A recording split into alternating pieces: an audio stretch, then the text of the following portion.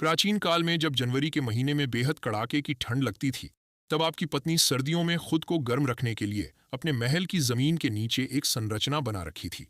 अगर आप महल के नीचे झांकें, तो आपको सिर्फ कुछ पत्थर के आधार ही नहीं, बल्कि एक ऐसी संरचना भी दिखेगी जो दिखने में बिल्कुल कनखजूरा जैसी लगती है। लेकिन यह कोई पालतू जानवर पालने की जगह नहीं थी, बल्कि एक बेहद अग्निमार्ग प्रणाली थी, जिसका इस्तेमाल पूरे महल को गर्म रखने के लिए किया जाता था।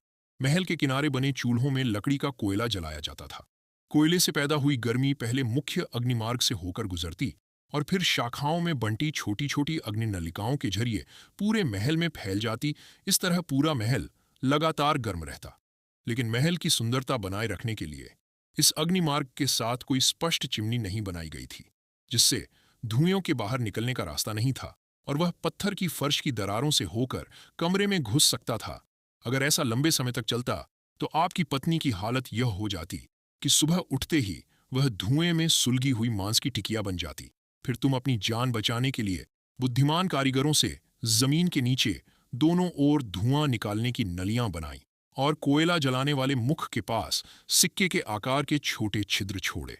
इससे न केवल धुआं बाहर निकल जाता था, बल्कि चूहे या छोटे जानवर भी इन छिद्रों से भीतर नहीं जा पाते थे।